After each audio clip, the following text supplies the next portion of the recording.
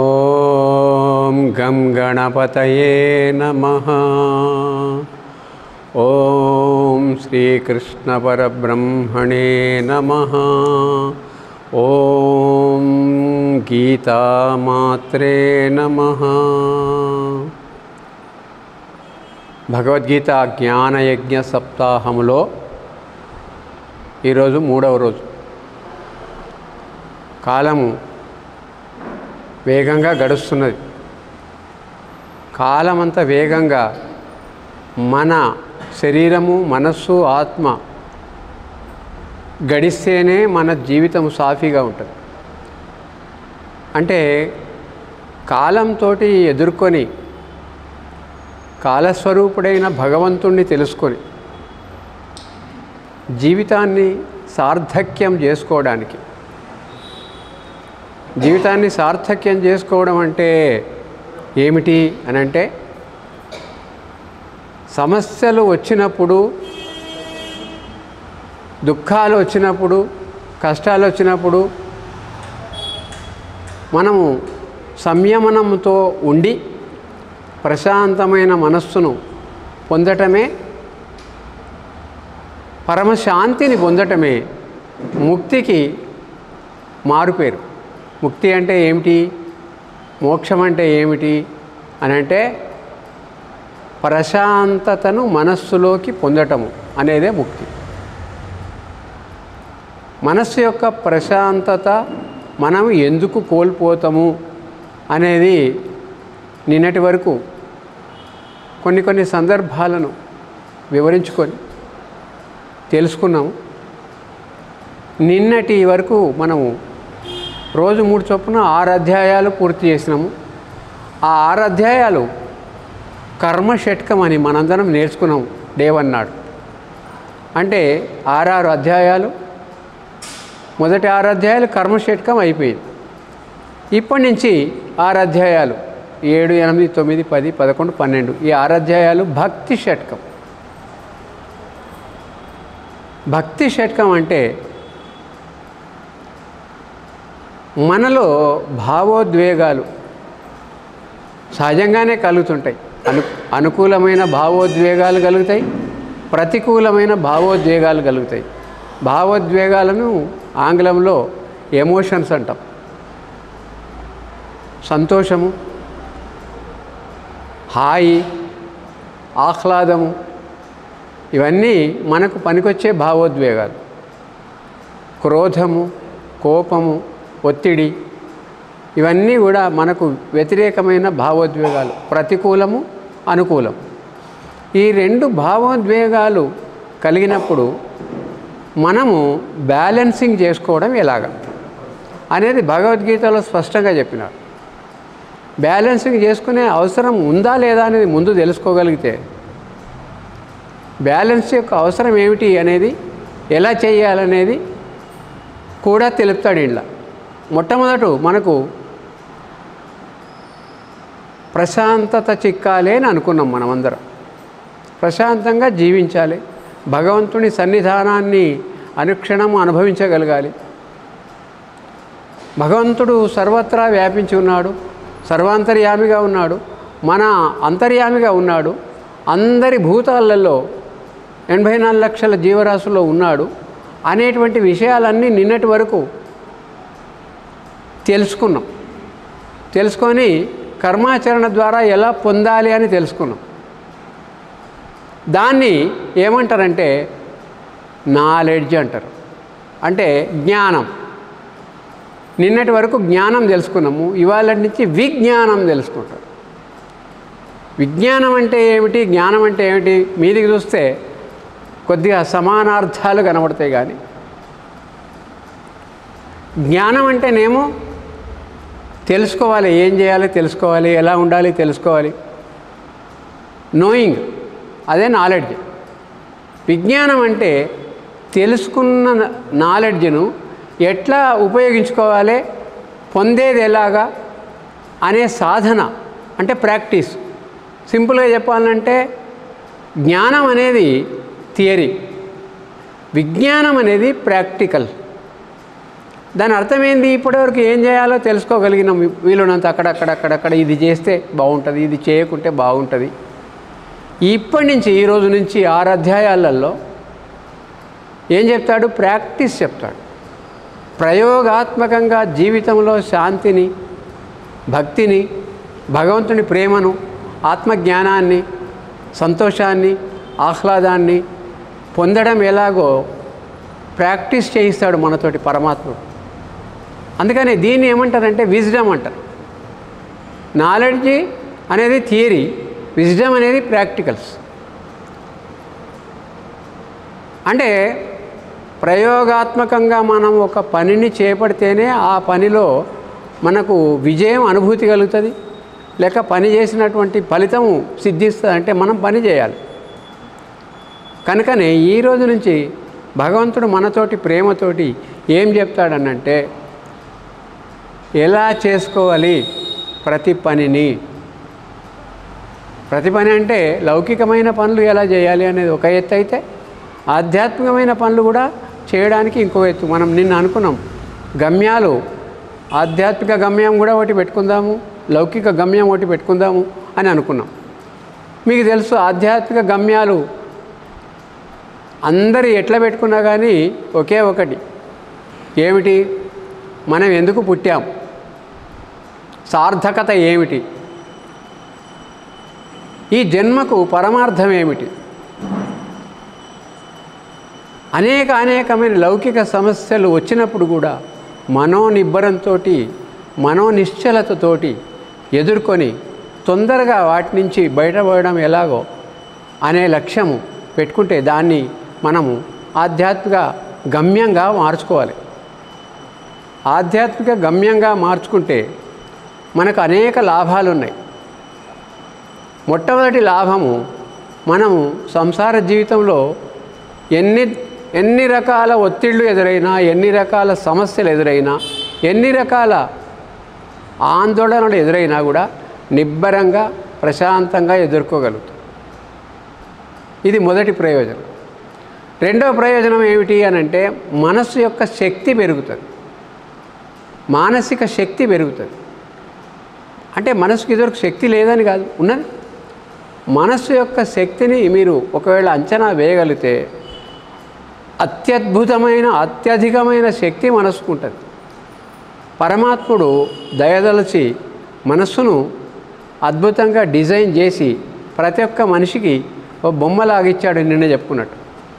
ఆ బొమ్మను ఎవరెట్లా వాడుకుంటారో తెలియదు, కానీ మనస్సు యొక్క సూచనలను, మనస్సు చేసే చేష్టలను, మనస్సు యొక్క సామర్థ్యాన్ని ఇప్పటి వరకు ప్రతి వాళ్ళు కూడా 5 నుంచి 10% వాడుకుంటున్నారు. కొద్దిగా సైంటిస్టులు, మేధావులు అన్నవాళ్ళు 20-25% వాడుకుంటారు. ఇది తెలుసుకోవాలి మనం. అంటే మనసు యొక్క శక్తి చాలా ఉంటుంది. ఆ మనోశక్తిని ఎలా సద్వినియోగం చేసుకోవాలి అనేదే విజ్డమ్లో మనకు భగవంతుడు ప్రాక్టీస్ ద్వారా నేర్పించే అంశం. థియరీ అంతా తెలుసుకున్నాం. జీవిత లక్ష్యం బాగుండాలి, ఇహపర సుఖాలు కావాలి, పరమాత్ముని అనుగ్రహం కావాలి, లౌకిక జీవితంలో సక్సెస్ఫుల్ మనిషిగా ఉండాలి. అలాగే జన్మకు సార్థక్యం ఏమిటి, భగవంతుడు అంటే ఎవరు, మనం ఎవరము, మన చుట్టూ ఉన్న ప్రపంచం ఏమిటి, ఇవన్నీ తెలుసుకొని ఒక అవగాహన చేసుకొని ఈ ప్రపంచంలో శాంతిగా బ్రహ్మానందంతో ఎన్నెన్న రాని నిబ్బరంగా మనస్సును ప్రశాంతంగా ఉంచుకుంటూ జీవించగలిగే వాళ్ళకి ఎవరికైనా కూడా భగవద్ అనుగ్రహం ఉన్నదిగానే భావించాలి. దైవ అనుగ్రహం ఉంటేనే ప్రశాంతత దొరుకుతుంది. ప్రశాంతత ఉంటేనే సౌఖ్యం ఉంటుంది. అశాంతస్య కుతం సుఖం అన్నాడు ఒక దగ్గర కృష్ణయ్య. అంటే శాంతి లేని వానికి సుఖం లేదు. ఎంత సంపదలున్నా, సంసారంలో ఎంత అభ్యున్నతి సాధించినా మన మనసుకు మనకు శాంతి లేకపోతే అవన్నీ పనికిరావు. ఆ శాంతిని పొందితే ఏమొస్తుందని నిన్నటి వరకు చెప్పుకుంటూ వచ్చిండు జ్ఞానయోగం దాకా. ఈరోజు నుంచి విజ్ఞాన యోగం చెప్తున్నాడంటే మనశ్శాంతిని ఎలా సాధిస్తావు నువ్వు, జీవిత లక్ష్యమైన ఆత్మసాక్షాత్కారాన్ని ఎలా పొందుతావు అనేటువంటి సూచనలు చాలా స్పష్టంగా మనకు నేర్పిస్తున్నాడు భగవంతుడు. అయితే నిన్న మనం చెప్పుకున్నట్టు మనోనిశ్చలత ఉండటము ఉండకపోవడం రెండే కదా మనకు. మన జీవితంలో వచ్చేటువంటి యొక్క సంఘటనలు ఎలా పనిచేస్తాయి, మనను ఓసారి మనసు ప్రశాంతంగా ఉంచుతాయి, ఓసారి ప్రశాంతతను కోల్పోయేలా చేస్తాయి. అన్నీ అనుకూలంగా ఉండవు, ఎవరికి ప్రతికూలంగా ఉంటాయి, ఇబ్బంది పెడుతుంటాయి. మన కర్మానుసారమే. మళ్ళీ చెప్పాలంటే కొందరికి సౌఖ్యము, కొందరికి దుఃఖము, కొందరికి అటు ఇటు మధ్యస్థంగా ఉంటాయి. అతి సుఖం ఉండదు, అతి కష్టం ఉండదు. మరీ పాపం చేసిన వాళ్లకు ఎప్పటికీ దుఃఖమే ఉంటుంది, చాలా పుణ్యాలు చేసిన వాళ్ళకి ఎప్పటికీ సౌఖ్యమే ఉంటుంది. అందులో 5 నుంచి 10% మంది జనాభాలే ఉంటారు, కానీ 90% మంది జనాభాలలో కష్టాలు ఎక్కువ ఉంటాయి, సుఖాలు తక్కువ ఉంటాయి. కలియుగంలో అది ప్రధానమైన విషయం. కష్టాలు ఏంటియో నేను మళ్ళీ చెప్పక్కర్లేదు, మీకు తెలుసు, మీరే చెప్తారు. ఈ సాధనను ఎలా చేయాలి అనేది ఇంకొంచెం ముందుకి వెళితే మనకి నిన్న ఆత్మైవహి రిపునాత్మనః, మన ఆత్మయే మన మనసే మనకు శత్రువు, మన మనసే మనకు మిత్రువు అని నిన్న చెప్పినాడు నిన్నటి అధ్యాయంలో. ఉద్ధరేది ఆత్మనాత్మనం అని చెప్పి ఆ శ్లోకంలో మిత్రుడైన మనస్సు ఎలా ఉంటాడు, శత్రువైన మనస్సు ఎలా ఉంటుంది అని చెప్పానంటే, మనము ఒక శత్రువును జయించాలి అని అంటే శత్రువు యొక్క శక్తి సామర్థ్యాలు తెలవాలి మనకు. శత్రువు బలహీనుడా బలవంతుడా అని తెలిస్తేనే ఆ శత్రువును ఎలా జయించాలి తెలుస్తుంది. ఇప్పుడు వెనకటి యుద్ధాలు అయినప్పుడు ఏ బాణం ఎప్పుడు ప్రయోగించాలి, ఎవరి మీద ప్రయోగించాలి, చిట్ట చివరికి వచ్చే బ్రహ్మాస్త్రం ఎప్పుడు వాడాలి అని యుద్ధ రంగాల్లో విలువిద్య నేర్చుకున్నటువంటి యొక్క వాళ్ళంతా మనకు తెలుసుకున్నాం. ఇప్పుడు కూడా మరి మన దగ్గర కొన్ని ఆయుధాలు ఉంటాయి. ఏమి ఆయుధాలు ఉంటాయి? యుద్ధం అన్నాం మనం. జీవితం అంటే యుద్ధం అన్నాం. జీవితం అంటే ఉన్నటువంటి యుద్ధంలో అనేక మంది శత్రువులు ఉంటారు, అంతా మిత్రులే ఉండరు. ఏమిటి ఆ శత్రువులు? సమస్యలు, సందేహాలు, ఆందోళనలు, అశాంతి, జనాల మధ్య సఖ్యత లేకపోవడం, సుహృద్భావం లేకపోవడం. ఒకటేమిటండి, మనం ఒక పక్షంగా ఉంటే ఇవన్నీ మన చుట్టూ ఉన్న పరిస్థితులు మనము కాక వేరే అన్నీ కూడా జయించాల్సిన శత్రువులవి. వాటి బలము ఎలా తెలుస్తుంది అని అంటే,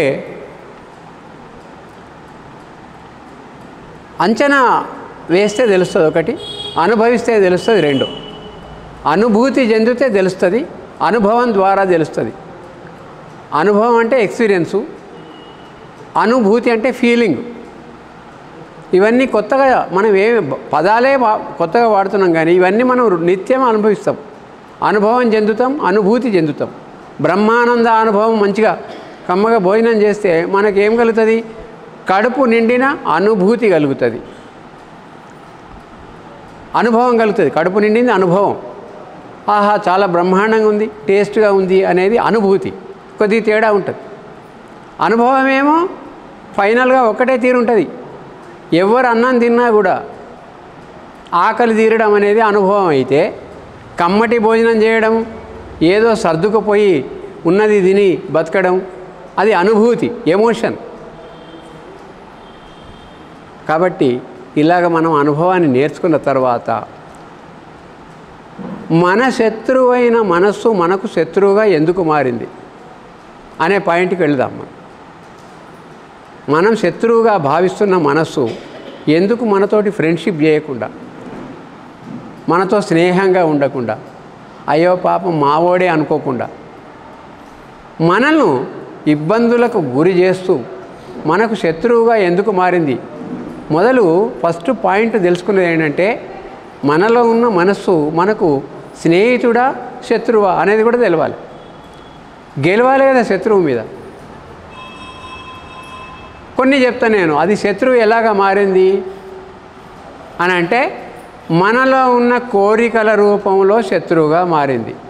ఒప్పుకుందామా? కోరికలు లేనోడు ఎవరన్నా ఉన్నారా? వాంఛలు డిజైర్స్ లేనోడు ఎవరన్నా ఉన్నారా? మనము ఫస్ట్ ఏం చేస్తాము మన జీవితంలో అంటే, ఒక మంచి స్టాండర్డ్ లైఫ్ ఉండాలి, ఒక స్టేటస్ ఉండాలి, ఒక గౌరవం ఉండాలి, 10 మందిలో గుర్తింపు రావాలి. ఇవి చిన్న చిన్నవే, ప్రతి మనిషికి ఉండేటివి. వీటిని సైకాలజీ ఏమంటుందంటే డిజైర్స్ అంటది. పరమాత్ముడు ఒక మేలు చేసిండు ఏమిటయ్యా అంటే, మన నీడ్స్ కనీస అవసరాలు ఏ క్యాడర్లన్నా ఉండని, పేదవాడు కానీ, మధ్యతరగతి వాడు కానీ, శ్రీమంతుడు కానీ అవసరాలు తీరుస్తాడు కానీ కోరికలు తీర్చాడు. నీడ్స్ తీరుస్తాడు, డిజైర్స్ తీర్చాడు. రెండింటికి తేడా ఉందా ఏమన్నా లేదా? నీడ్స్ అంటే ఒకటి చిన్న ఉదాహరణతోటి అర్థం చేయించే ప్రయత్నం చేస్తా. నీడ్ ఆకలికి అన్నం తినడము, అన్నం దొరకడం నీడ్. ఇప్పుడు 100% కనీసం ఏదో రకంగా అన్నాన్ని పొంది భిక్షకుడైనా కూడా భిక్షాందేహి అని కూడా అన్నం పొందుతున్నాడు. ఎట్లో రకంగా అన్నం తీరుతుంది, కొద్దిగా లేట్ అయినా ముందైనా, అది నీడ్. మన ఇండ్లలో కూడా, అందరి ఇండ్లలో చెప్పాల్సిన అవసరం లేదు, అన్నం ఉంది, రకరకాల తినే పదార్థాలనే ఆకలి తీరడానికి. కానీ ఏమి కోరుతుంది? ఎప్పటికీ షడ్రసోపేతమైనటువంటి కమ్మటి భోజనం కోరుతుంది. దాన్ని డిజైర్ అంటారు. అవసరం తీరడం ఒక ఎత్తు అయితే, కోరిక తీరడం ఇంకో ఎత్తు. రెండింటికి తేడా ఉంటుంది. పరమాత్ముడు అందరి అవసరాలను తీర్చిండు, కానీ డిజైర్స్ తీర్చడానికి వెనక ముందు అవుతాడు. అది ఆయనకు అవసరమా కాదా చూస్తాడు. నిజంగా అవసరమైతే పరమాత్ముడికి శరణు వేడుకుంటే, మనం గత జన్మలలో చేసిన పుణ్యఫలం ఉంటే, పుణ్యం అధికంగా చేస్తే, మాన్యువల్ చెప్పిన రీతిగా ప్రవర్తిస్తే, అంటే భాగవత పారాయణాలు భగవద్గీతాదులు చెప్పినట్టు ప్రవర్తించుకుంటూ వచ్చి చేస్తే డిజైర్స్ కూడా తీరుస్తాడండి, అవసరం ఉన్నా లేకపోయినా. మరి కొందరు అత్యధిక శ్రీమంతులుగా, కొందరు అత్యధిక దరిద్రులుగా, కొందరు మేధావులుగా, కొందరు బుద్ధిహీనులుగా, కొందరు మంచి సంగీత విద్వాంసులుగా, కొందరు మాట్లాడితే కూడా మాట్లాడరాని, పాట పాడరాని విద్వాంసులుగా. ఎందుకుంటారు? విద్వాంసులకు తేడా పెట్టిండు భగవంతుడు. వాడు విద్వాంసుడట, వాడు విద్వాంసుడట. కనుక ఈ తేడాలు ఎందుకు పెట్టిండు అని అంటే, పుణ్యఫలం అంతే, ఇంకేం లేదు, ఒకటే సూత్రం. కాబట్టి కోరికలు మనకి ఎన్ని ఉన్నాయి, ఎవరికి వాళ్ళు, ఎవరికి చెప్పకుండా, నోట్బుక్ ఎవరికి చూపించకుండా, మొదలు అసలు కోరికలు ఉన్నాయా లేవా అనే ఒక first exercise to start with. అసలు నాకేమైనా కోరికలు ఉన్నాయా లేవా? సకారాత్మకమైనవి, నాకు ఇతరులకు నా సంసారానికి పనికొచ్చే కోరికలు ఉండొచ్చుగాక, కానీ గొంతెమ్మ కోరికలు ఉండకూడదు. అవేంటో తెలుసు. ఇట్లయితేనే ఓకే, ఇట్లా కాకపోతే నాట్ ఓకే. కాబట్టి ఈ కోరికల యొక్క తీవ్రత వలన మనస్సు యొక్క ప్రశాంతత దెబ్బతింటుంది. ఫస్ట్ ప్రిన్సిపల్ అది.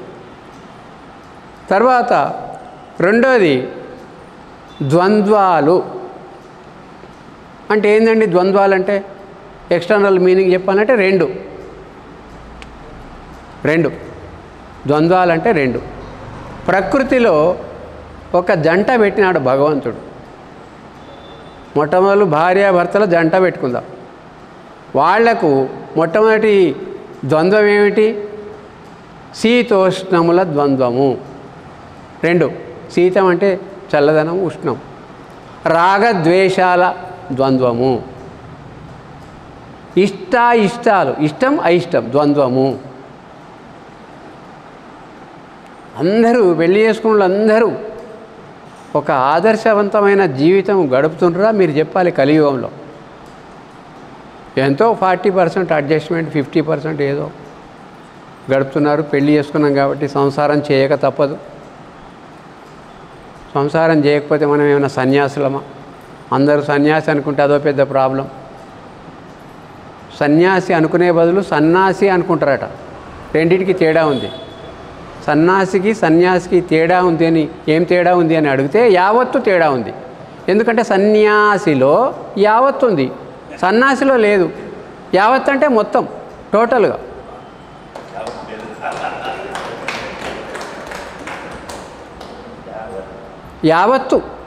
యావత్తు తేడా ఎలా ఉంది తెలుసా అండి?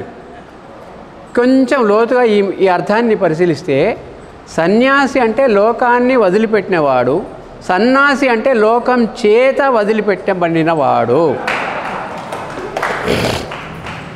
Simple definition. లోకాన్ని వదిలిపెట్టడం అంటే విరాగిగా ఉండేవాడు సన్యాసి. దేని మీద అపేక్ష లేనివాడు, ద్వంద్వాలను జయించినవాడు సన్యాసి. లోకం చేత వీడు ఎందుకు పనికిరానోడు, వీడు వేస్ట్ ఫెల్లో అని లోకం చేత వదిలిపెట్టబడినవాడు సన్యాసి. మనం ఎవరమో మనకి మనమే తెలుసుకుందాం. ఇంకోళ్ళతో అనిపించుకోవద్దు, దయచేసి గుర్తుపెట్టుకోండి. ఇంకోళ్ళతో ఈ మాట అనిపించుకోవద్దు. నువ్వు సన్యాసి అవుతావా సన్యాసి అవుతావా మన చాయిస్ అది. అద్దం ముందర నిలబడి ఎవరు లేనప్పుడు మనకి మనం ప్రశ్నించుకొని, ఎవరయ్యా నువ్వు? యోగివా, సన్యాసివా, స్థితప్రజ్ఞునివా, ప్రాజ్ఞునివా, విజ్ఞునివా అని నాకు నేను ప్రశ్నించుకోవాల్సిన అవసరం ఉంటుంది. దీన్నే ప్రాక్టీస్ చేయడం ద్వారా వచ్చే స్వయం సాధనకు తొలిమెట్టు. ప్రాక్టీస్ చేయడం ఇప్పుడు ఎంత విజ్డమ్ కావాలి మనకు. నాలెడ్జ్ ఉంది, విజ్డమ్ లేదు. విజ్డమ్ అంటే ప్రాక్టీస్ తోటి వస్తుంది. కాబట్టి శీతోష్ణములు, సుఖ దుఃఖములు, ఇష్టాలు ఇవన్నీ ఎవరికైతే ద్వంద్వాలు ఎప్పటికీ పనిచేస్తుంటాయో, నాకు ఫలాంది ఇష్టం కాదు, ఫలాని మనిషి అంటే బాగా ఇష్టం, ఫలానోడంటే అసలే ఇష్టం కాదు, రాగము ద్వేషం, బాగా ప్రేమ రాగం, బాగా ద్వేషం అయిష్టం, ఇవన్నీ మన మనస్సులో ఎంతో కొంత మన సంస్కారాలను బట్టి కొందరికి ఎక్కువగా ఉంటాయి, కొందరికి మీడియం ఉంటాయి, కొందరికి కొద్దిగానే ఉంటాయి, తక్కువ ఉంటాయి. అసలే లేని వాళ్ళు సంసారంలో ఉండడం కూడా కష్టమే. సన్యాసం పుచ్చుకుంటాడు. అసలు ఇవన్నీ వచ్చిన సమస్యల నుంచి బయటపడటానికి ఏం చేస్తారంటే, ఈ సన్యాసం సంసారం నాకు వద్దండి బాబు, అడవిలోకి పోయి తపస్సు చేసుకుంటా, ఈ లోకం మధ్యన ఉండని ఈ మనుషులు వద్దు నాకు అనే పూర్తి స్థాయి వైరాగ్యము అయిష్టంగా కలుగుతుంది. ఇష్టంగా కలిగే వైరాగ్యం వేరు, అయిష్టంగా కలిగే వైరాగ్యం వేరు. మళ్ళా అయిష్టంగా అంటే అందరూ నేను అనుకున్న సుఖం నాకు దక్కలేదు, నేను అనుకున్నట్టు జీవించలేకపోయినా, ఇక ఎందుకు నా బతుకు అనడమేమో బలిమీటికి లోకం చేత వైరాగ్యం వచ్చినట్టు. లేదు, ఇదంతా అశాశ్వతం, వీళ్ళందరూ నావారు అనుకుంటున్న వాళ్ళంతా అశాశ్వతం, ఎప్పటికైనా వదిలిపెట్టాల్సిందే. వీళ్ళను మానసికంగా వదిలిపెట్టాలంటే ఎక్కడో అడవిలో వదిలిపెట్టుడు కాదు, వాళ్ళ మీద అపేక్షలు, ఇష్టాలు, రాగద్వేషాలు, బంధ మోక్షాలు ఇవన్నిటినీ సమంగా తీసుకోవడం. అది మనస్సును ఇబ్బంది పెట్టే రెండో అంశం. రాగద్వేషాలు, ద్వంద్వాలు. మొదటిదేమో కోరికలు, రెండోది ద్వంద్వాలు. ఇవి ఇబ్బంది పెట్టాయా ఒకసారి అనుకుందాం మనం. ఇప్పుడు ఇబ్బంది పెట్టేటియేనా నేను చెప్పేది? మనల్ని ఇబ్బంది పెట్టేటియే కదా, అవుట్ రైట్గా. ఎస్ అంటారా, నువ్వు అంటారా? ఎస్ కదా. మూడోది కూడా చెప్తున్నాడు, ఇంకోటి మనస్సుని ఇబ్బంది పెట్టేది నెగటివ్ థాట్స్, నకారాత్మకమైన ఆలోచనలు. 1,00,000 ఉన్నాయి మనకు నకారాత్మకమైనవి, కొద్దిగానే సకారాత్మకమైన ఉంటాయి ఎవరి జీవితంలోనైనా. ఎవరి జీవితాల్లో అయితే ఎక్కువ పాజిటివ్ థాట్స్ ఉంటాయో వాడికి ఫస్ట్ ఆరోగ్యం ఉంటుంది, తర్వాత ఏమన్నా కానీ. ఫస్ట్ బ్లెస్సింగ్ పాజిటివ్ థాట్ ఉన్న వాళ్ళకు ఫస్ట్ హెల్త్ ఉంటుంది, తర్వాత ఏదనుకుంటే అది సాధించగలిగే నేర్పరితనం ఉంటుంది, తర్వాత దేన్నైనా పొందగలను అనేటువంటి మానసిక సామర్థ్యం ఉంటుంది. ఎక్సలెంట్గా జీవించగలుగుతాడు. ఎప్పటికీ సంతోషం వాడికి బ్లెస్సింగ్గా ఉంటుంది. ఎవరికి? పాజిటివ్ థాట్ ఉన్నోడికి. నాలుగవది, ఇంద్రియాలు విచ్చలవిడిగా ప్రవర్తించే పరిస్థితి ఉంటే కూడా మనస్సు అశాంతికి లోనవుతుంది. అంటే ఈ 4 సందర్భాలలో ఒకటి కోరికలు, ద్వంద్వాలు, నెగటివ్ థాట్స్, తర్వాత ఇంద్రియాల విచ్చలవిడితనము. అన్నీ ఇంట్లోనే వస్తాయి. మనకు జీవితంలో మనకు వచ్చే కష్టాలన్నీ స్థూలంగా ఈ 4 ఇట్లలోనే వస్తాయి.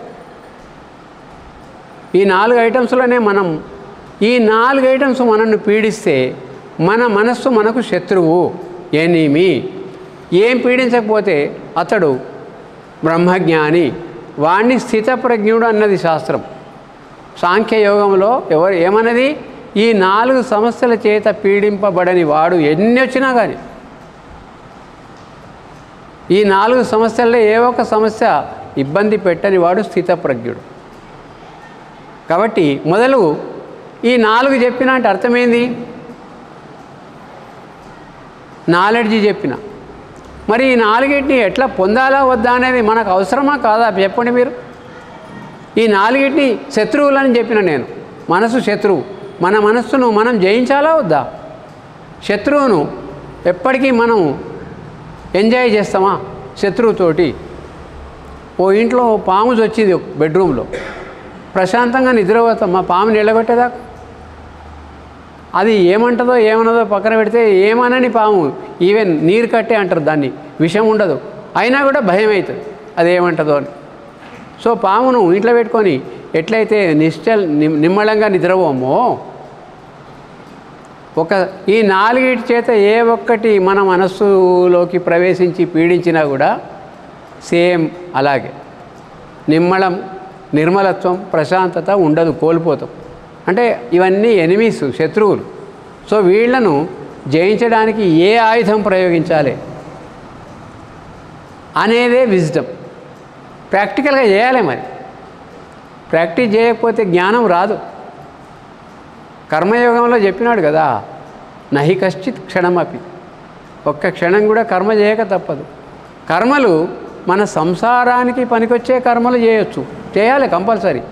నీకు రోజు గడవదురా, లేకపోతే నువ్వు ఉద్యోగం చేయాలి, ఆమె వంట చేయాలి, పిల్లలు చదువుకోవాలి, ఉద్యోగాలు చేయాలి, పెళ్ళిళ్ళు చేసుకోవాలి, మనవరాళ్ళని కనాలి, సొంత గృహం కట్టుకోవాలి. ఇవన్నీ లేకపోతే జీవితం నడవదు. ఓకే, కానీ అసలైన కర్మ ఏది? చేయాల్సిన కర్మ ఇవన్నీ మామూలుగా చేయాల్సిన విధి నిర్వహణలో చేసే కర్మలు. మరి అసలైన కర్మలేవి? భగవంతుడు మనతోటి చెయ్యాలని ఎక్స్పెక్ట్ చేసే కర్మలు ఏవంటే మనశ్చాంచల్యాన్ని అరికట్టు. ఇప్పుడు అర్జునుడికి మనశ్చాంచల్యం రావటం చేతనే కదా యుద్ధాన్ని విరమించుకున్నాడు. అంతకుముందంతా యుద్ధం చేయాలి అని గొప్పగా అన్నవాడు యుద్ధరంగంలోకి రాగానే ఇవన్నీ నేను అన్నాడు. ఎందుకు? మనస్సు మలినమైపోయింది, మనస్సులో మోహం కలిగింది, మనస్సుకు డిస్టర్బెన్స్ వచ్చింది. నిశ్చల మనస్సును కోల్పోయాడు. నిశ్చల మనస్సును కోల్పోయినప్పుడు మనస్సు తిరిగి స్థిరం కావడానికి భగవంతునికి 700 శ్లోకాలు చెప్పాల్సి వచ్చింది. ఇక మనకేని చెప్పాలి? అర్జునుడు లాంటి వాడికే ఎప్పటికీ కృష్ణ పరమాత్మతోటి సన్నిహితంగా ఉండి, క్లోజ్గా ఉండి బావా అనేవాడికే 700 శ్లోకాలు చెప్తే మన బోటి వాళ్లకు ఇంకెన్ని 100 శ్లోకాలు చెప్పాలి? ఆలోచిస్తే భగవంతుడు ఆ 700 శ్లోకాలనే 1,00,000 శ్లోకాల మీనింగు, 10 లక్షల శ్లోకాల మీనింగు నర్మగర్భితంగా దాచిపెట్టి చెప్పినాడు. అదే దివ్యత్వం అంటే. డివినిటీ అంటే ఆర్డినరీ కాదు. మామూలోడు చేసే పనికి 1,000,000 రెట్లు సమర్థవంతంగా ఉంటేనే దాన్ని దివ్యత్వం అంటారు. మామూలు అన్ని పనులు చేసేస్తారు.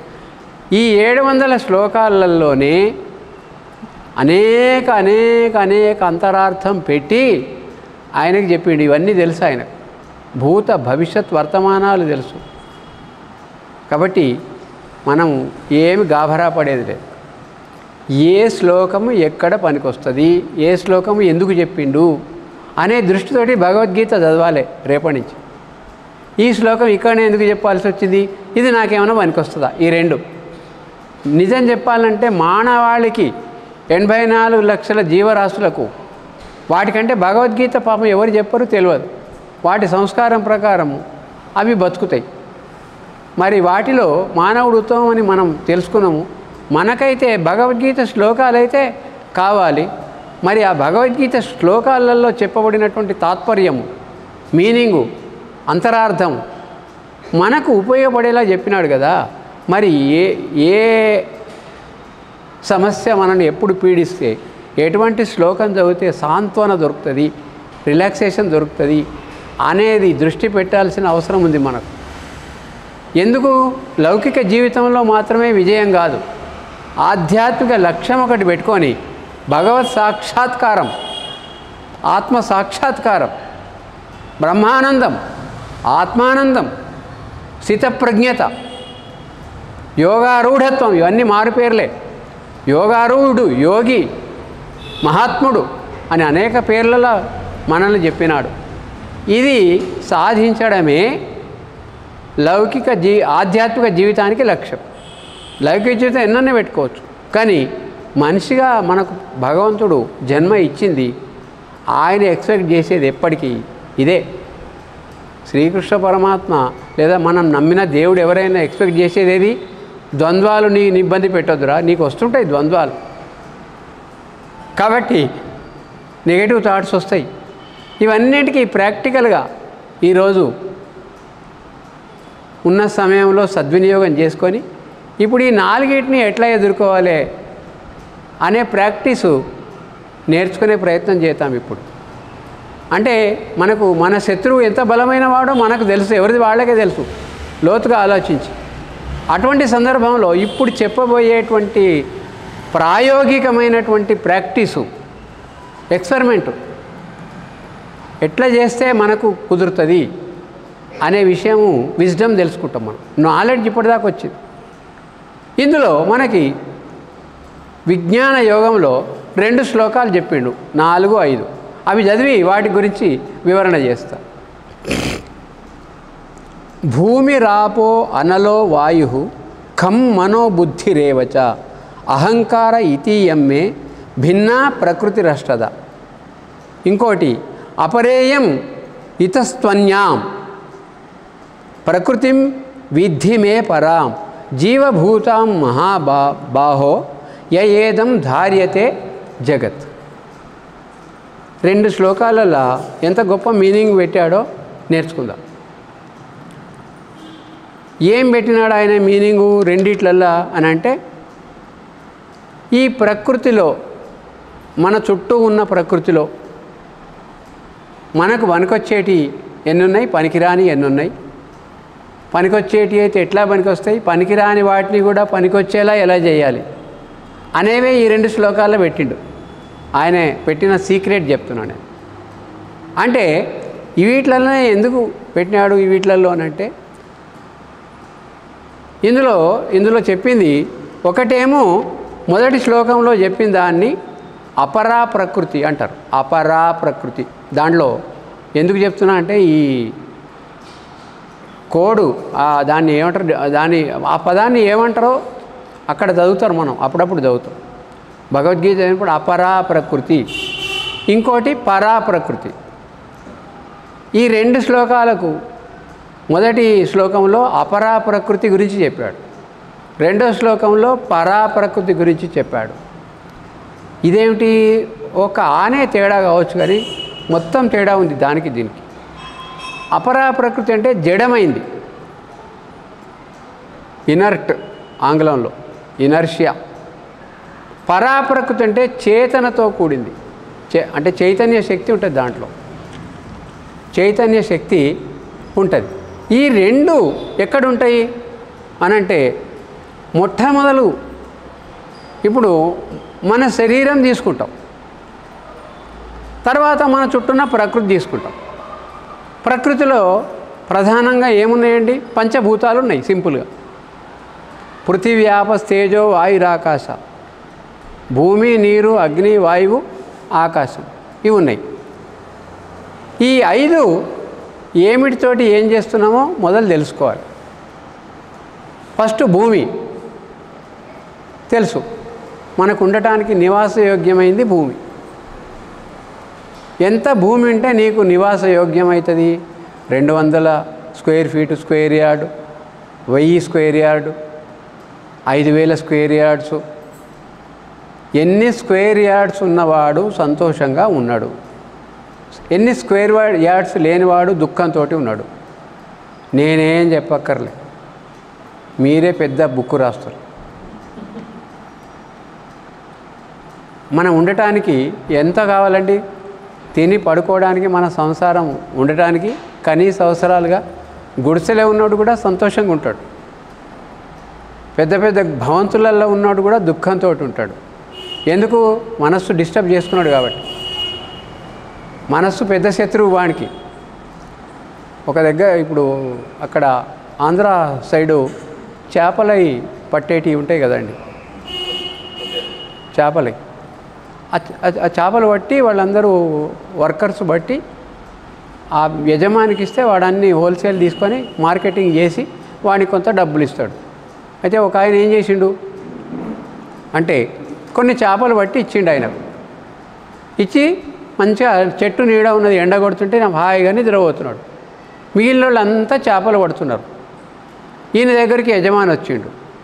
వచ్చి, ఏమిరా పండుకున్నావు నువ్వు, చేపలు పట్టొచ్చు కదరా, ఇంకా పట్టొచ్చురా, ఇంకా 2 గంటలు వాడలేక. అంటే పట్టి ఏం చేయాలి దొర అంటే, పడితే నీకు డబ్బులు వస్తాయిరా, బాగా డబ్బులు వస్తాయి, వాళ్ళకంటే ఎక్కువ వస్తాయి. అంటే డబ్బులు వస్తే ఏం చేయాలి దొర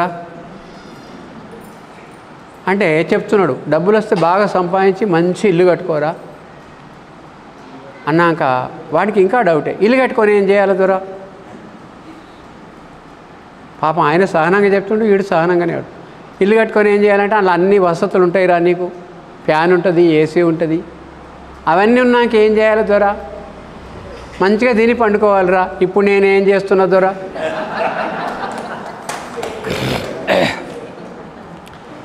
ఇవన్నీ నిద్రపోయేటందుకు ఇవన్నీ కావాలా నాకు?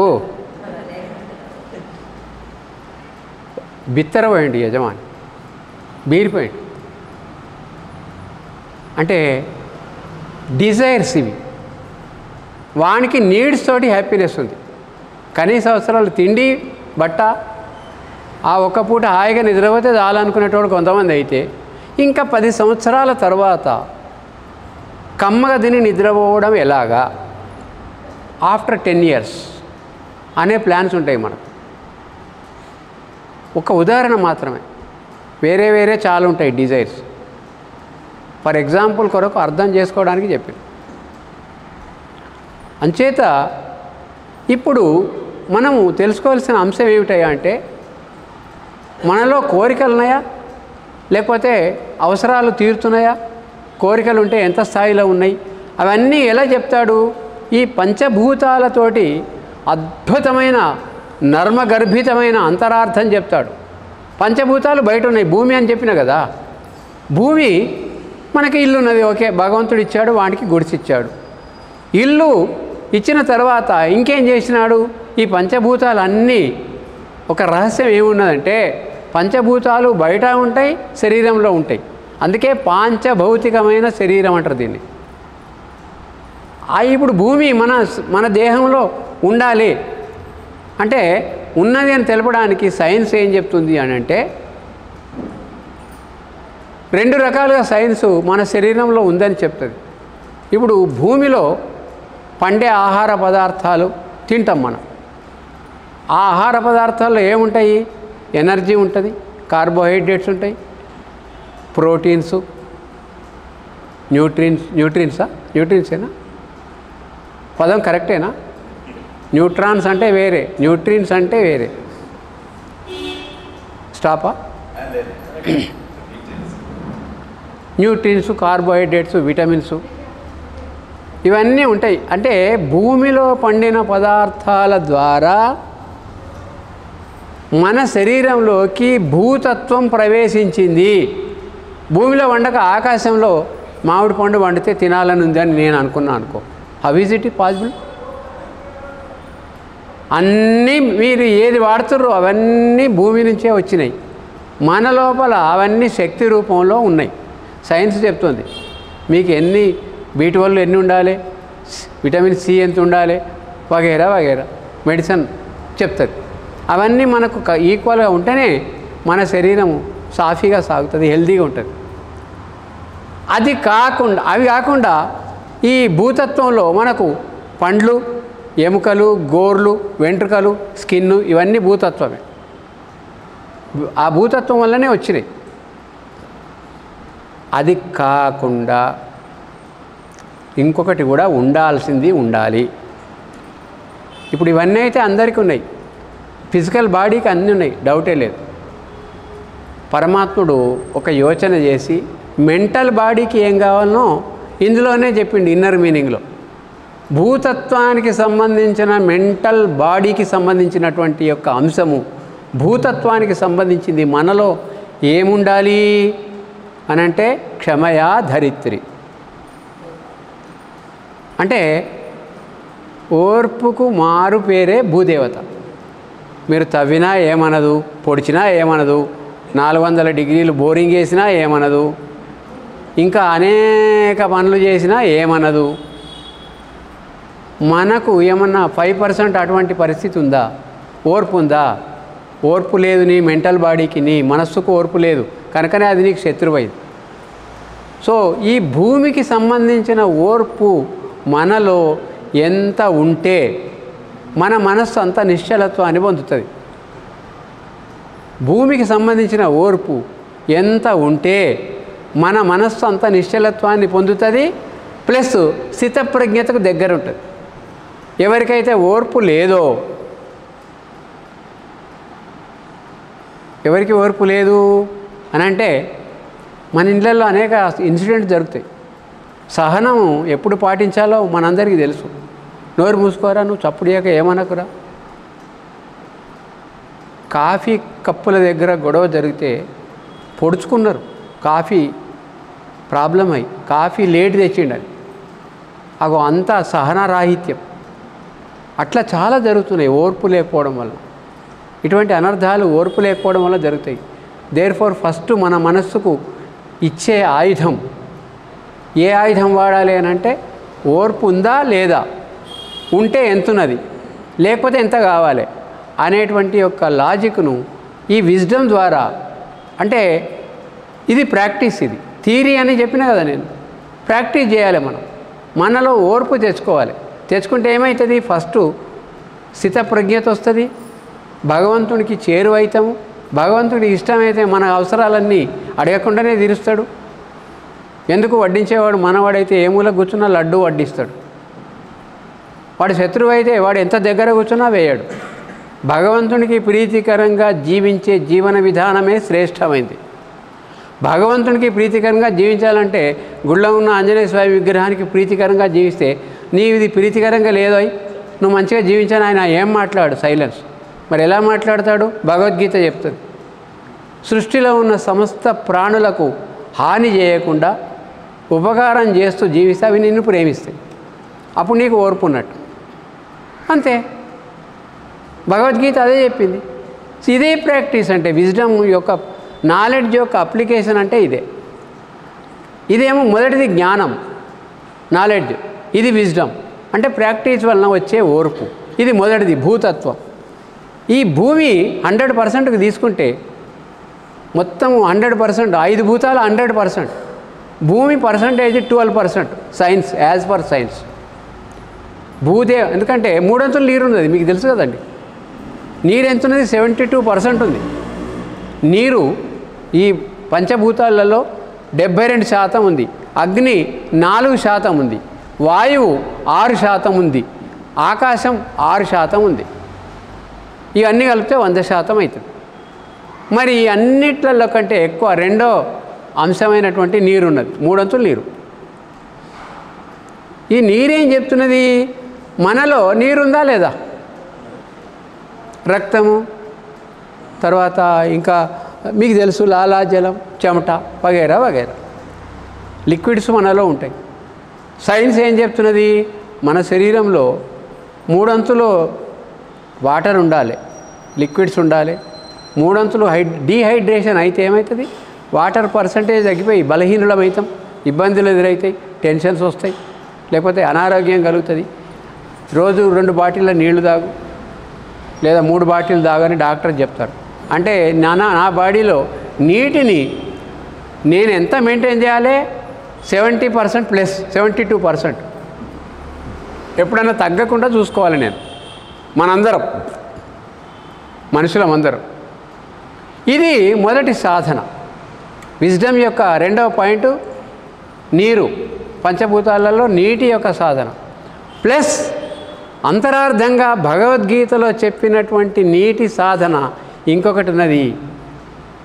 డీప్గా వినండి, మైండ్లో రాసుకోండి. పేపర్లో రాసుకుంటే మళ్ళీ చదవం మనం, హృదయంలో రాసుకోవాలి. నీటికి సంబంధించిన భగవద్గీత యోగ సాధన ఏమిటయ్యా అంటే చెప్తా వినండి. నీరు నువ్వు గ్లాసులో వస్తే గ్లాసులాగా, చెంబులో వస్తే చెంబులాగా, బిందెలో వస్తే బిందెలాగా, డ్రమ్ములో వస్తే డ్రమ్ములాగా అవుతుందా? ఉంటుందా లేదా? అట్లెట్లా చెంబులో వస్తున్నావు నన్ను డ్రమ్ములో పోయావు అని అనదు. దీన్ని సైకాలజీలో సర్దుబాటు, అడ్జస్ట్మెంట్ అంటే నీటి తత్వం ఏమిటి అంటే ఏ పాత్రలో వస్తే ఆ పాత్రకు అడ్జస్ట్ అవుతుంది. అదే ప్రకారంగా మనకు ఏ పరిస్థితి వచ్చినా కూడా దానికి అడ్జస్ట్ అయితే మనలో ఉన్న 70% నీటికి న్యాయం జరుగుతుంది, లేకపోతే అన్యాయం. ఇది ప్రాక్టీస్. అంటే అడ్జస్ట్మెంట్ ఎంత ఉండాలి మనకు అని అంటే 30% అడ్జస్ట్మెంట్ లేకున్నా ఏం కాదట. నీరు ఎంత శాతం ఉందో మన శరీరంలో అడ్జస్ట్మెంట్ అంత శాతం ఉండాలి. సర్దుబాటు తత్వం, పరిస్థితులకు అడ్జస్ట్ కావడం. అడ్జస్ట్మెంట్ తెలుసు కదా, మీకు తెలుసు. నేను దేనికి అడ్జస్ట్ కాను అని అనుకున్న వాడికి అన్ని కష్టాలే. అడ్జస్ట్మెంటుకు సులభమైన మార్గము మొన్న చెప్పిన, నేను మళ్ళీ రిపీట్ చేస్తున్నా. నువ్వు అడ్జస్ట్ చేసుకోవాలి, ప్రతిదాన్ని ఓర్చుకోవాలి. ఓర్చుకోవడం కూడా ఒక రకమైన అడ్జస్ట్మెంటే. ప్రతిదాన్ని ఓర్చుకోవడం అంటే భూమికి నీటికి కనెక్షన్ ఉంది. మరి అడ్జస్ట్మెంట్లో ఇంకా మనకు మన మనస్సు శత్రువు అని తెలుసుకున్న తర్వాత దాన్ని మన దారిలోకి తెచ్చుకోవడానికి, అడ్జస్ట్మెంట్ చేసుకోవడానికి యాక్సెప్ట్ ఎవ్రీథింగ్, ఎక్స్పెక్ట్ నథింగ్. ప్రతిదాన్ని ఓర్చుకో, ఏ దానికి ఎదురుచూపు, ఎక్స్పెక్ట్ అంటే ఆశించకు. మనం ఏం చేస్తాం? ఏది యాక్సెప్ట్ చేయము, ప్రతిదీ ఆశిస్తాం. అంటే మన మనస్సు నిలకడగా లేక, స్థిరంగా లేక, చాంచల్యంతో పోయేది దీనివల్లనే. నీటికి సంబంధించినటువంటి యొక్క సర్దుబాటు తత్వము, అడ్జస్ట్మెంట్ నేచరు మనలో లేకపోవడం వలన మన మనస్సు చంచలమైంది కదండి. అడ్జస్ట్మెంట్ అయితే చంచలం అవుతుందా మనస్సు? చెప్పండి మీరే. అడ్జస్ట్ కాకుండా అవుతుందా? సర్దుకుపోతేనే కదండి. అచ్చా, సర్దుకుపోయే పర్సంటేజ్ కూడా చెప్పిండు. నీ బాడీలో ఎంత పర్సెంట్ ఉందో అంత అడ్జస్ట్గా మైండ్లో కూడా ఉండాలి. స్థూల శరీరంలో నీటి శాతం ఎంత ఉందో సూక్ష్మ శరీరంలో అడ్జస్ట్మెంట్ అంత ఉండాలి. అంటే మనస్సులో 70% అడ్జస్ట్ అయినోడికి ప్రాబ్లమ్స్ తక్కువ ఉంటాయి. ఇంకా పూర్తి అడ్జస్ట్ అయినోడికి చెప్పక్కర్లేదు. ఇది రెండవ తత్వం. ఇది అపరా ప్రకృతి. ఇది అపరా ప్రకృతి అంటే ఏంది? జడం ప్రకృతి. భూమి జడమే, నీరు జడమే. మనలోకి చేరినాక అది చైతన్యం పొందింది. మనలో ఉన్న నీరు బ్లడ్ సర్క్యులేషన్, అది చైతన్యం వచ్చింది. మన చైతన్యవంతమైన ఆత్మ మనలో పనిచేయడం వల్ల జడ పదార్థమైన నీటికి చైతన్య శక్తి అబ్బి అది కదులుతున్నది, కానీ లేకపోతే కదలదు. మీరు మోటార్ వేస్తేనే లోతు నుంచి నీరు బయటకు వస్తుంది. అంటే ఏదైనా శక్తి కావాలి దానికి, దానంతలో అది జరగదు. దాన్నే చేతనా శక్తి అంటారు, దాన్నే ఆత్మశక్తి అంటారు. ఆత్మనే, ఆత్మ ఉనికి ఉంటేనే బ్లడ్ సర్క్యులేషన్ ఉంటుంది. డెడ్ బాడీలో బ్లడ్ సర్క్యులేషన్ ఉంటుందా అండి ఎవరికన్నా? సైన్స్లో మీరు లేదని చెప్తారు. బ్లడ్ సర్క్యులేషన్ ఆగిపోతుంది. అన్నీ మెటాబాలిక్ యాక్టివిటీస్ అన్నీ ఆగిపోతుంది. ఆ చేతనత్వం శరీరానికి దేనివల్ల వచ్చింది? ఆత్మ యొక్క ఉనికి వలన. ఇప్పుడు మళ్ళీ ప్రతిసారి చెప్తున్న ఆత్మ ఉన్నది, ఆత్మ ఉన్నది, ఆత్మ ఉన్నది, ఆత్మ ఉన్నది, నేను ఆత్మను అనుకోవాలి. కాబట్టి రెండోది అయిన తర్వాత మూడవది అగ్ని. మూడవ పంచభూతాలలో మూడవది అగ్ని. అగ్ని మన బయట అయితే ఉన్నది, వంట చేసుకోవడానికి, చలి కాచుకోవడానికి, నీళ్లు వేడి చేసుకోవడానికి, వగైరా వగైరా అనేక పనులు చేయడానికి అగ్ని వాడతాం. మన శరీరంలో ఉన్నది అగ్ని ఎట్లా తెలుస్తుంది? ఉంటే థర్మామీటర్ పెడితే తెలుస్తుంది. టెంపరేచర్ పెడితే జ్వరం వస్తుంది. 98.4 degrees ఎంతో ఉంటుంది దానికి. మీకు 99 అయినా 100 అయినా టెంపరేచర్ పెరిగితే ఏమైతే జ్వరం వస్తుంది, తగ్గినా ప్రాబ్లమే.